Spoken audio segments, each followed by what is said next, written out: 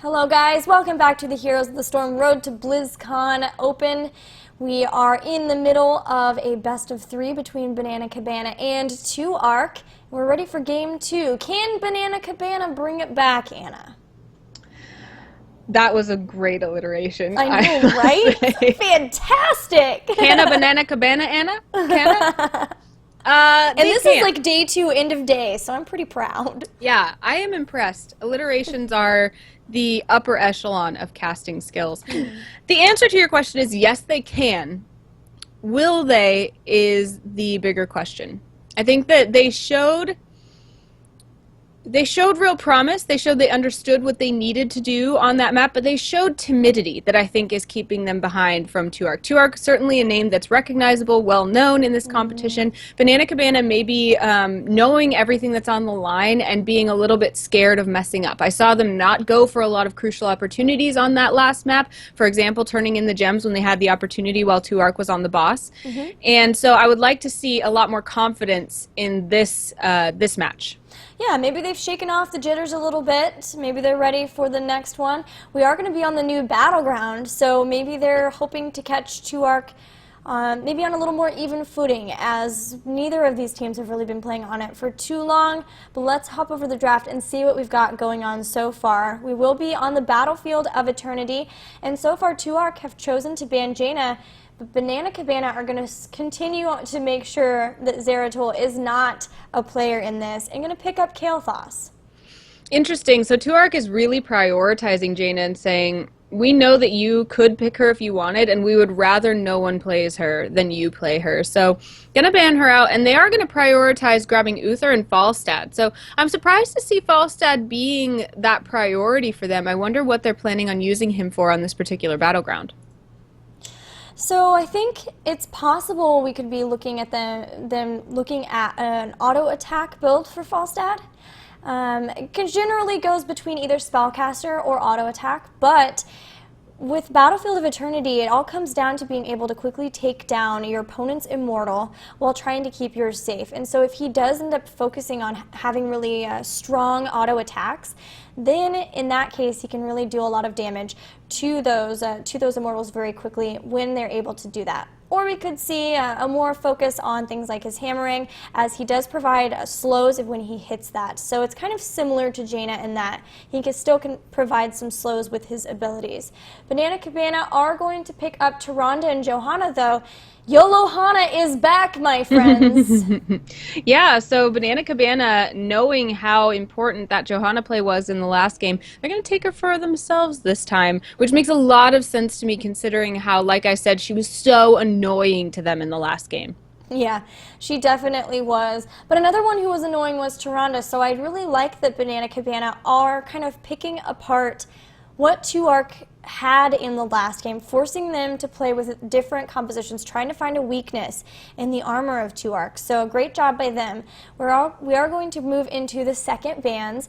I wouldn't be surprised to see 2Ark ban out a support, maybe some more damage dealers. Maybe they're a little bit concerned with the amount of damage the Banana Cabana can do with that Kael'thas, and they're going to try to limit that, force them into sort of the late game damage, and then try to do too much structural damage before then, as they did last time. It looks like we will have a ban on Zagara. Yeah, if they were to ban too much damage, though, I think they still need a lot of damage. And 2Ark, we know, really favors high damage dealing compositions, even to the point of sometimes not having warriors, especially when they already have Uther under their belt as somebody who can kind of play act as a warrior, even though he's a support.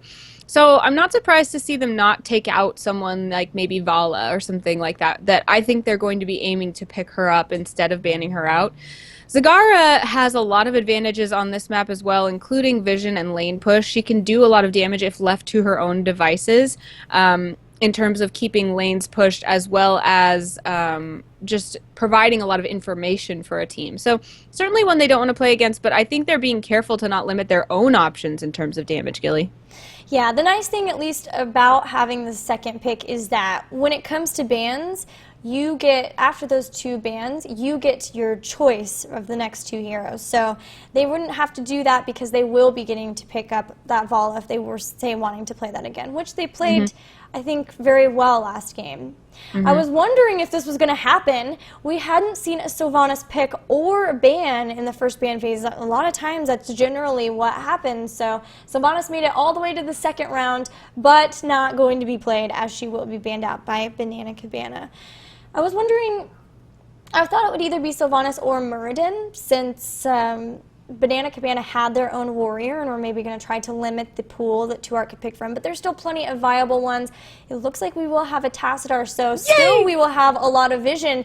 And hey, they've shown the early Uther, they've shown they want the Divine Shield, and it will be Kerrigan who will be in on the Maelstrom. Now I'm thinking we're not going to have a warrior at all for 2ARC.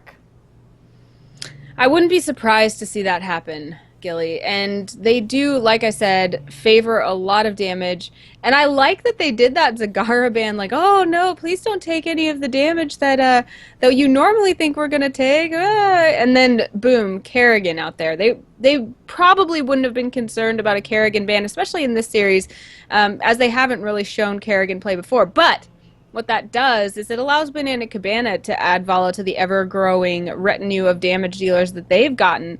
And so, knowing that 2ARC really likes to be the one with the beef on their side, it may be starting to make them worried.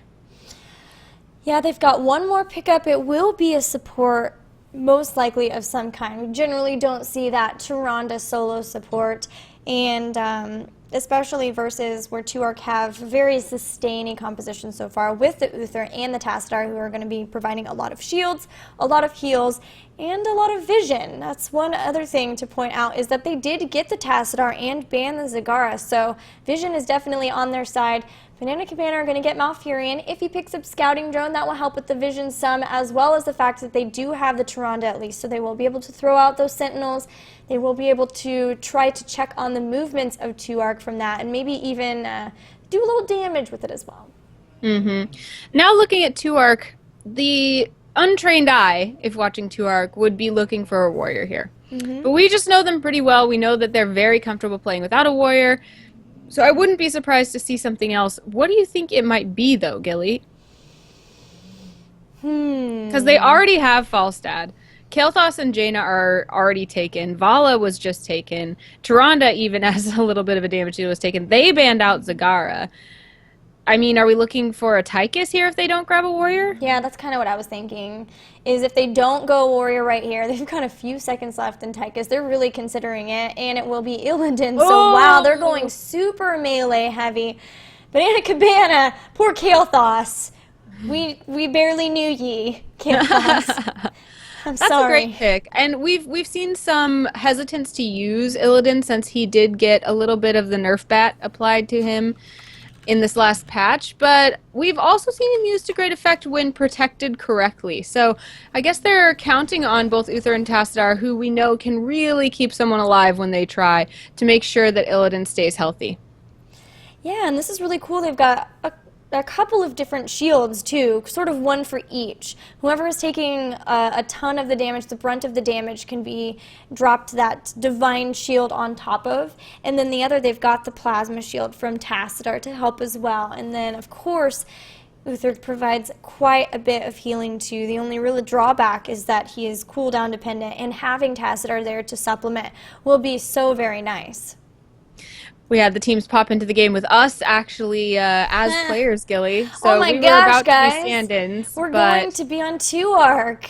Aren't you excited? I thought we were recruited, but I was wrong. Rip dreams, pepperonis. But they are going to switch us out, guys. We will get into this game on Battlefield of Eternity, which I don't think we have casted so far today, right, Gilly? No, I think it was yesterday. You're correct. So this is the first time we'll have Battlefield of Eternity. Like we mentioned before, this is the newest battleground in the vast repertoire of battlegrounds available on Heroes of the Storm. And the objective from this is that there will be two immortals spawning in the center of the map, attacking each other. One represents the heavens and one represents the hells. And so one side, or both sides, will be trying to keep theirs alive while taking out their opponents. And if they win that phase, their immortal will push for them toward the opponent's structures. Yes, those immortals are needed to, well, the interesting thing is that what you have to do is choose between defending your own immortal, taking down your opponent's immortal, or pushing in lanes or grabbing other objectives on the map. And that makes for really interesting decision making and a really cool kind of survey of whether teams feel comfortable doing things separated or feel like their composition depends on their ability to do things all together. Yeah, I really love the decision making that this battleground forces out around that central area with the immortals fighting. You really have to take so many things into consideration. What levels are we at, obviously, is the first one, but then it gets even more into who can do more damage just straight up. Which team is going to be able to just take it? So can we trade? Can we allow them to attack ours? Or to attack theirs while they attack ours, or are they going to do more damage? Do we need to be defending ours, pushing them off, and then going and attacking theirs? So much goes into it as they try to make decisions around those immortals. But let's go ahead and introduce these teams. They have switched sides. Banana Cabana will be in blue, with Wrath playing Johanna, Hope playing Tyrande. That seems right. Prey is going to be on Vala, Subnova will be on Kael'thas, and playing Malfurion will be Murzik. And Tuark will now be wearing red. We will have Furious D on Illidan, Panucci playing Kerrigan, Traitor on Tassadar, Chubsy on Uther, and Suki on Falstad. And that Panucci on Kerrigan is frightening, and already they're setting up for something very scary as they've got Chubsy right behind Panucci. That means they're going to be looking at a stun or a pull into the stun on the Impaling Blades from Panucci, followed closely by the Hammer of Justice from Chubsy to ensure that once they grab somebody, they will not be getting out of there. However, that might not work so well on Johanna. We see Furious D like, oh, poor innocent little me, I'm all alone, I come get me. And it worked, but Wrath has so much sustainability that he's just like, okay, never mind, I'll see you guys, I'm going behind my wall.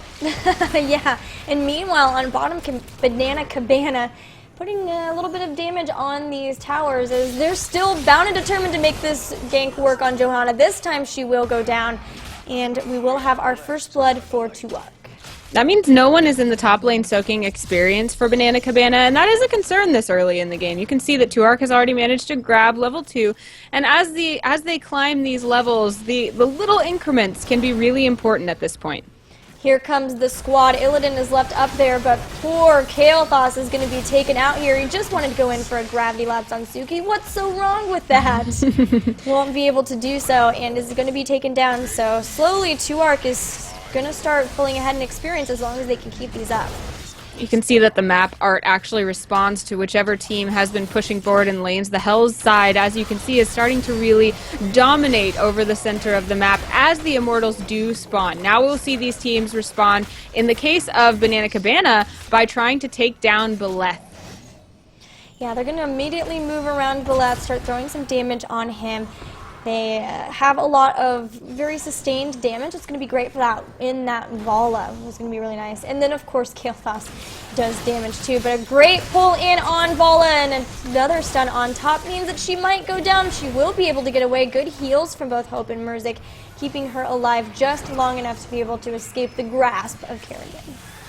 Yeah, it's interesting when we see teams decide to prioritize either defending or being aggressive. Both teams having seemed to prioritize being aggressive, but Tuark actually coming out on top. They've done about a third so far of Ilarion's damage, and only a tiny bit of damage has been able to be done by Banana Cabana to Beleth because now they've got Traitor and Chubsy defending down there.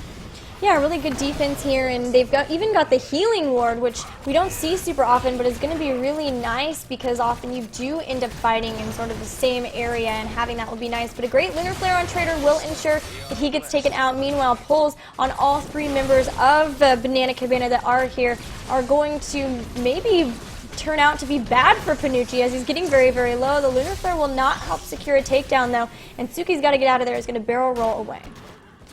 Chubsy also able to take quite a few hits. Not able to, actually. Sorry. Oh, what took him down? I didn't see that. Vala was on the chase, hit a really good Hungry Arrow. We've got the Hungry Arrow build, so it's even doing more, and then from there was able to throw out a multi-shot and take down Suki.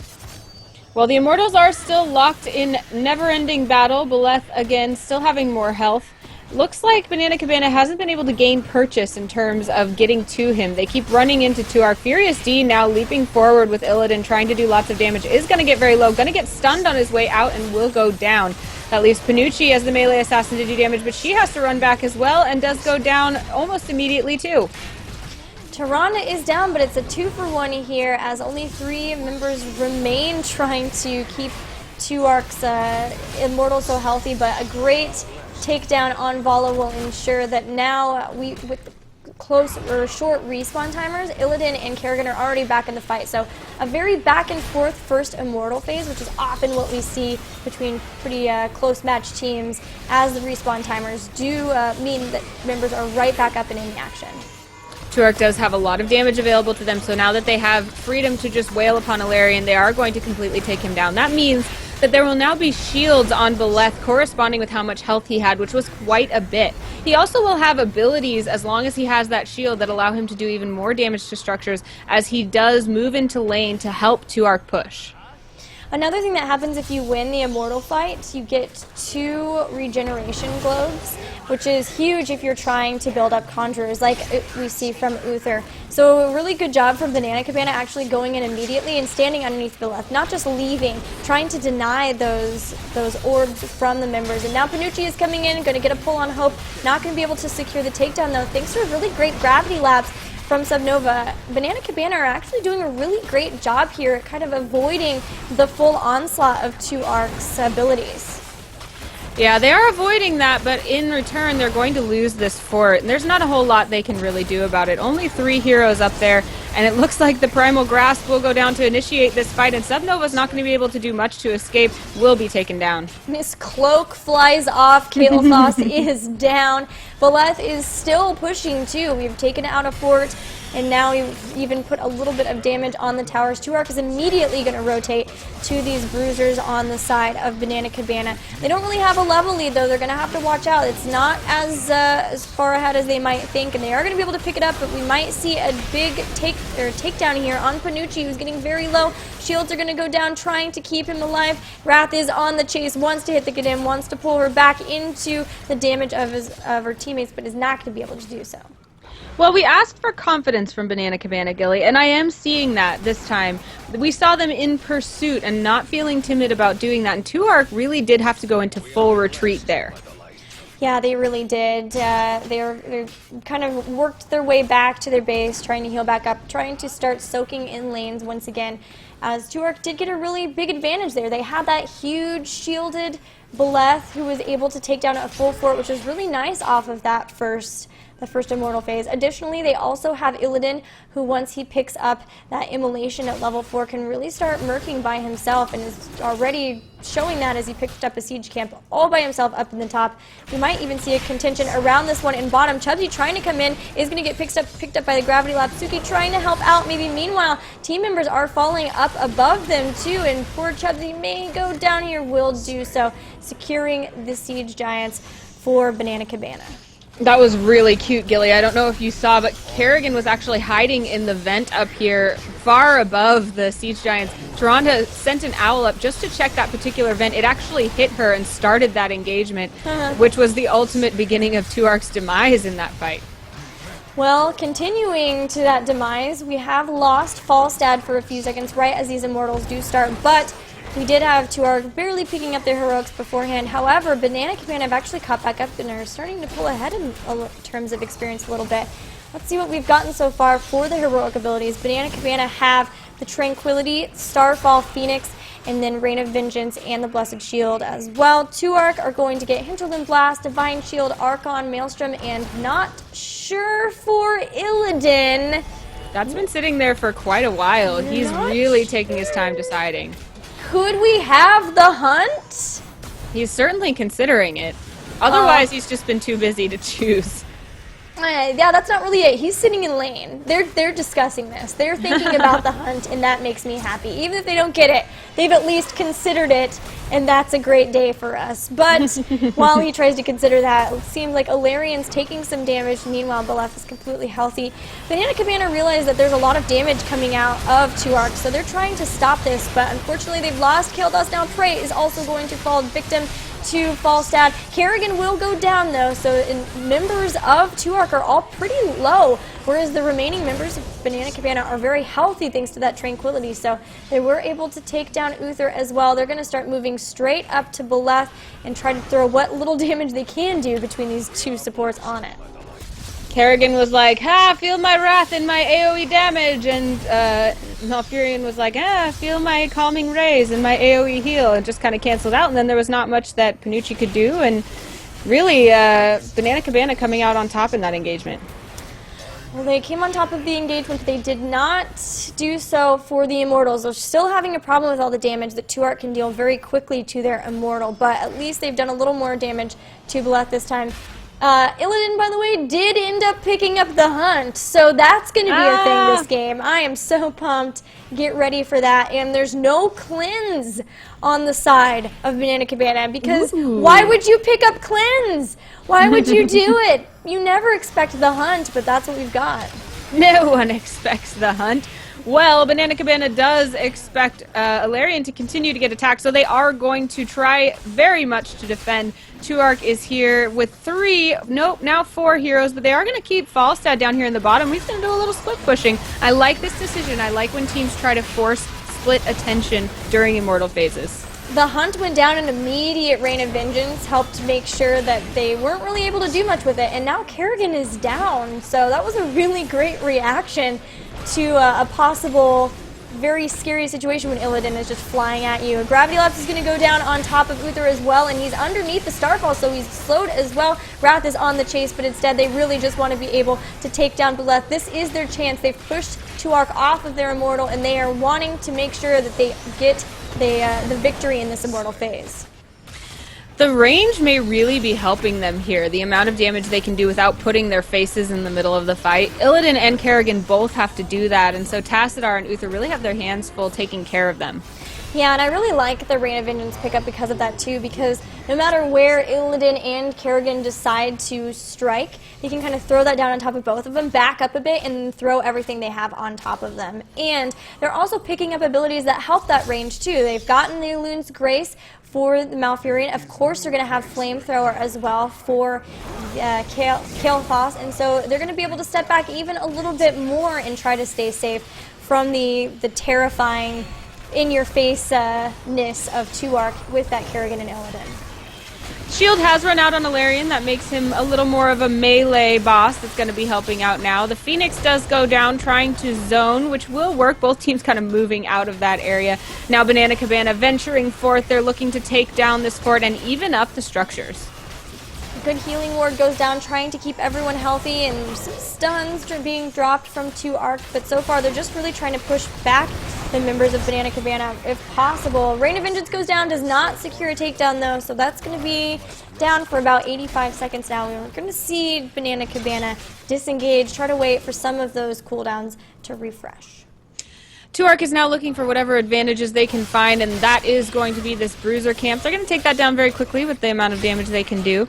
We also see Suki kind of sniffing around the siege camp down here, but is not going to be able to take it down without moving Wrath out of the way first.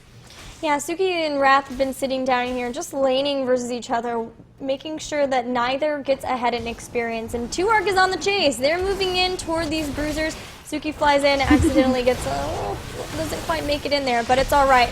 And Phoenix is going to go down to zone, but it won't be soon enough to stop 2ARC from being able to steal these Bruisers. So once again, we're seeing 2ARC go, hey, thanks guys for throwing some damage down. We'll go ahead and take it from here. That was a full-on shoplift. That wasn't like a bank robbery or anything where there was any violence. There was just a like, hey, I walked by, I stuck that candy bar in my pocket. Bye! That's amazing. They're like, hey, look what happens to be here. Thanks. Thank you. Bye-bye. Now they're going to go after the siege camp, and it looks like Banana Cabana not willing to extend far enough with only 3 heroes down here to do anything about it. So that siege camp will go to 2ARC fairly easily. That means they've got a lot of push going on that Banana Cabana is going to have to be aware of as the Immortals are spawning in about 15 seconds.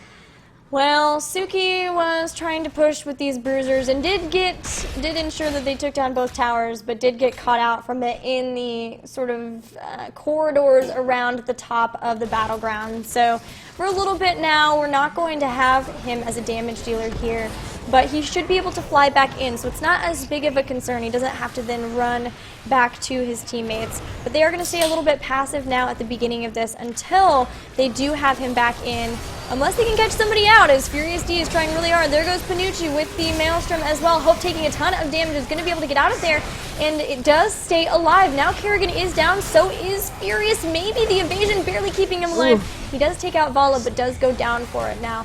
Trader is going to be taken out. A great Moonfire light or a Lunar Flare combo ensures that he goes down, and we've got 2 members up only for 2ARK. Banana Cabana still have 4 members up, and they've picked up level 16 on top of it. So again, that strategy question, what do we do first? Do we defend an Immortal? Do we attack an Immortal? What do we do? And in this case, Banana Cabana decided we first engage 2ARK and try to take out a lot of their team members, because that's going to give us a lot easier time both defending our Immortal and attacking theirs. Right now, Ilarion is just standing there completely unbothered. He has all of his health and nobody is bothering to attack him, because 2ARK can't risk putting team members in that position when they don't have the follow-up.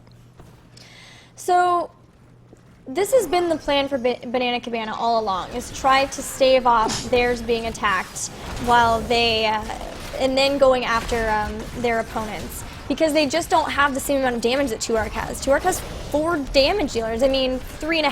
Tassadar, though, can do quite a bit, so that's always been what they've been trying to do.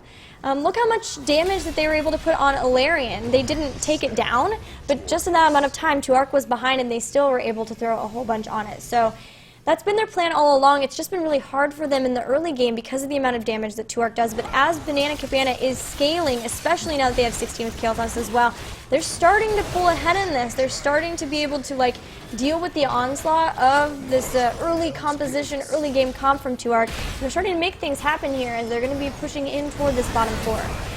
It is really interesting, like you said, that we do see so little shield on Ilarion. He's going to be wailing on that boss or on that fort, as we do see heroic abilities abound. We see Phoenix, then Starfall, then Tranquility, then everything goes down, Gilly. And it looks like 2ARK is yet again on the run.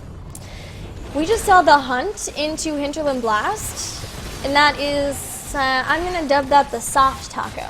It's basically the same as the crispy taco, and so it's got to be named something similar. I think it's going to be the soft taco, but that was pretty cool to see. Unfortunately, it didn't really work. Illidan went down pretty quickly, and now Falstad is down as well. Uther, of course, has been down for a bit too, and now this keep is going to go down. It's the first keep of the game, and Banana Cabana are way pulling ahead in experience. I really like soft tacos, Gilly. I like that name. Well done. Looks like Banana Cabana, which is also a food and a place, are going to back off. They know that they've got an advantage and they want to keep it. They are going to grab this bruiser camp instead. They're now working on their level 20. And 2ARK knows that as soon as they hit that, there's going to be a big disparity between what they can do in a fight and what their opponents can do in a fight. So as they're waiting for Falstad, they may be looking to get an engagement, just a last-ditch effort to try and engage Banana Cabana while they're still on their talent tier. Yeah, unfortunately that window is pretty small, and Banana Cabana are playing pretty passively. They're just really going for merc camps where they can. They know that they're ahead in this game and they want to keep that. So instead they're just going to grab a couple of merc camps. They've done a great job. They've gotten 3 of the 4 so far. We may see a fight around this last one, or we could see Banana Cabana just say, okay, 2ARK, you can have this one merc camp, but we'll go ahead and get 20. No, they're even going to go for that. 2ARK's going to back off, and this is all of the merc camps being picked up in this phase from Bananas. Yeah, it looked like 2ARK decided it was not worth potentially getting another hero picked off going into this Immortal phase. They know they need to be healthy here in order to make something happen, because they know what damage the Immortals have already been doing to their base. They don't want to let that happen again. But what that means is that level 20 is just around the corner for Banana Cabana, also going into this Immortal phase. And there it is. They've picked it up. They've got 2 Bolts of the Storm so far, as well as the Rewind. So more stuns, more owls, more heals from Tyrande as well.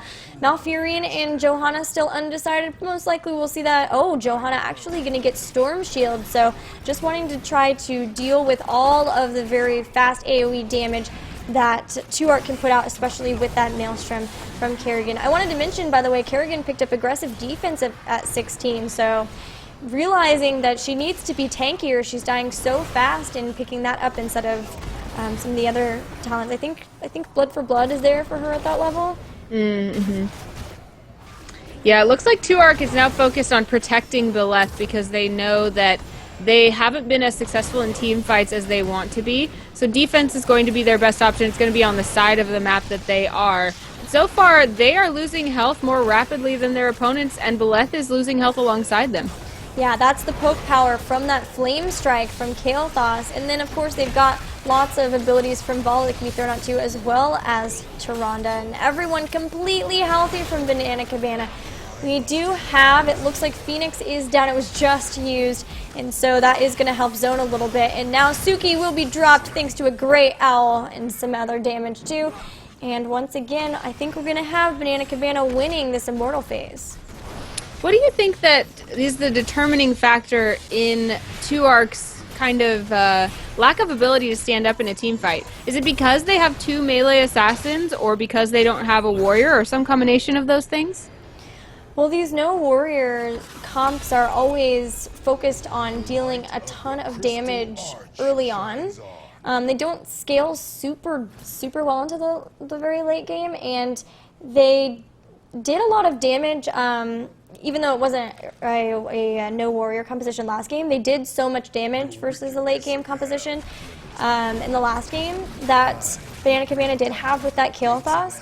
It was kind of irreversible. But this time they didn't do that much. They took down 1 fort early on, but that was it. And now they're having trouble keeping up with this, even though they do have some good sustain, because they do have shields from Trader on that Tassadar, as well as Chudzi.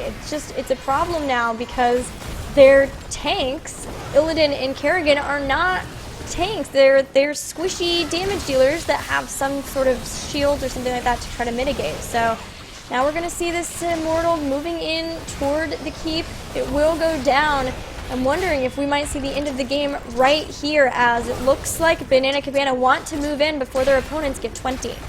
Their Immortal still does have almost full health, as do all members of Banana Cabana. We are seeing that Panucci is going to go far forward, but has to immediately retreat because she knows she needs the support. We do have from Suki the Hinterland Blast going off, as well as the Rain of Vengeance, but nothing is able to do much damage to Banana Cabana as they do move forward. Although they're not focusing a lot of damage on the core, they're more concerned with making sure they take out 2ARC because they want to be, they want to have a peaceful time hitting this core, Gilly. Banana Cabana didn't even use Tranquility until just now. That was solely the Enduring Growth Life Seed, and then some of the heals that they had from like Healing Ward and the heals that Tyrande were putting out. So just the main heals that those two had together were enough to keep them alive through all of that, which is just incredible. They used Tranquility at the end. They were like, well, might as well throw out Tranquility because we're kind of getting low. We've lost like a quarter of our health. That's just insane. That's an amazing amount of sustainability there from them. That's like when Dad gives you $100 to spend at Disneyland and you haven't spent $50 of it by the end of the day, and you're like, oh, let me buy all these stuffed animals because I have it to spend. I might as well. That's exactly what that Tranquility was like, Gilly. Was that? Yeah. That That's what it was like. Yeah, actually, awesome turnaround from Banana Cabana. We said in the last match that what we wanted to see from them was more confidence in their skills and a little bit more aggression to answer to the aggression that we usually see from 2ARC. And we certainly saw that in this game. We had a constant pressure moving forward from Banana Cabana on this map, and it did win them the game. It's going to tie the series 1-1. We have seen this kind of story with 2ARC before, where they are stuck on this no warrior composition and then they lose a game and then they pick a warrior. Oh, So yeah. I am going to bet that next game they pick something really standard. I'm betting that too, and it sounds like they are ready and raring to go. I just got a link to a draft, so guys, we're going to go to break just for a second so that we can switch over the VOD, and when we return, Game 3, it's all on the line right here.